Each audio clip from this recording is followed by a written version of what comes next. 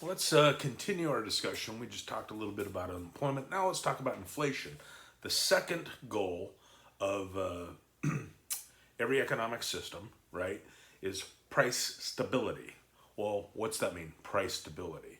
Well, it means exactly what it sounds like, right? I mean, you don't imagine you lived in a world where prices changed 4 or 5 times a day, right? So you go to work and the price of, you know, a carton of milk is one, and then you come home for lunch and the price has gone up, and you go to work and the price is, that's called hyperinflation, and it's scary, and there are examples of that. You can look at Zimbabwe, and you can look at Venezuela and other countries that are experiencing constant price changing, and inflation can be a scary thing. So let's talk about it. In this country, in the U.S., inflation hasn't really been a big deal for a very long time. It was really the early 80s. I graduated from high school in 1981. Yeah, that was a long time ago. And back then, inflation was high, and people talked about it, and it was a real concern.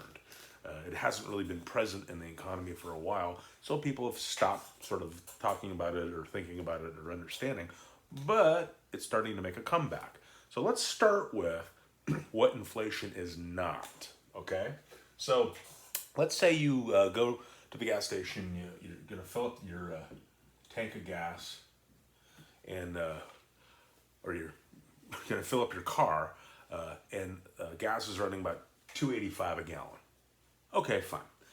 And then, you drive around for a week, and you come back a week later, and the price of gas is now $3 a gallon. Is that inflation? No. No, that's simply a price increase in a good, right? A single good, in this case gasoline, had a price increase from $2.85 to $3. That's not inflation. Okay, so same thing goes with you go out to dinner, right? And you order a beer. And the last time you ordered a beer, it was $3.50, and this time it's $4.50. Is that inflation? No. Again, that is just a single good that's experienced a price increase. This is what inflation is. I'm going to kind of read you a definition here, right? Inflation is the persistent increase in the average price level of goods and services, and in this case, it's really a basket of goods and services, and we'll talk about that. So let me repeat that again. What inflation is the persistent increase in the average price level of goods and services contained in sort of a basket of goods, all right? So what you do is you take an average of a bunch of items, a bunch of goods, a bunch of services, and you track the prices of those goods and services. And then on any given day or in any given week, some of those prices go up, some of those prices go down. That's what a price level is, right? So a price level is sort of an aggregate of all prices in sort of a given, whatever you're looking at. And that price level, on average, if it continues to rise, that's what inflation is. And the basket of goods is actually kind of interesting. I mean, the U.S. government does track a specific basket of goods and services. And I won't show you in this video, but in a later video, I'll actually show you the website and what's tracked, because it's pretty it's a pretty long list. It's pretty amazing, but it tracks the price levels of all those goods and services within that basket of goods, and on average, it goes up. Now, so we know what inflation isn't, and now we know what inflation is, and how do we track inflation? All right, so inflation is really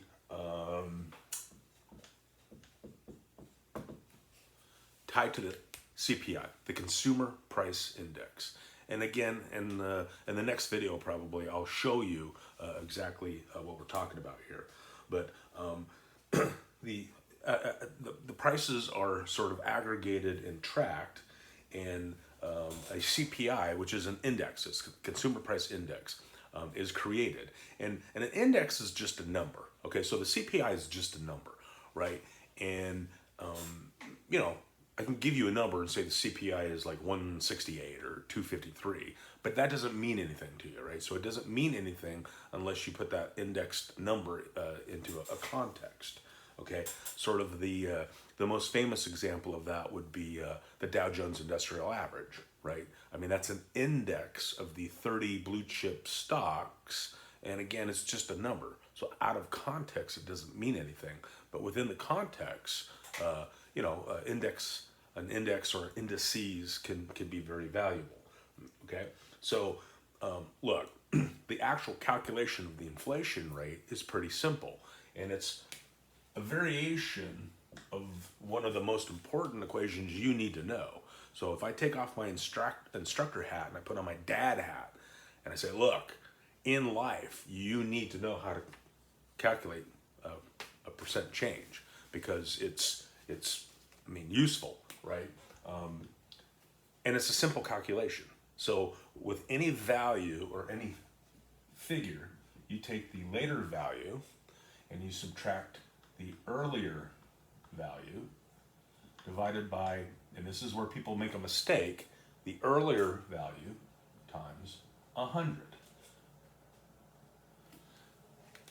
And you can figure out the percent change. You can figure out, the percent, maybe your rent is going up, or the percent of your raise.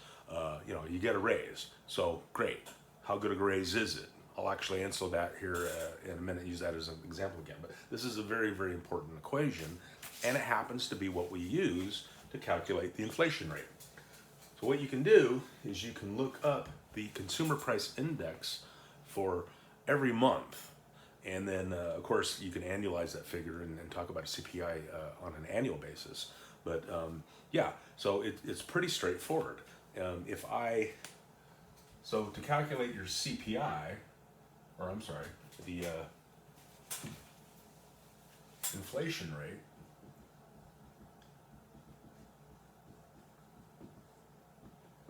it's simply the CPI of a later year minus the CPI of an earlier year divided by CPI earlier times 100. Okay? That's messy, but you get the point. And that yields the inflation rate, right? So if, let's say I give you, here's a couple of examples. So here's years and CPI, and then the inflation rate. So I'm making up these numbers. These aren't actual numbers, okay? So I've just made these up for illustrative purposes.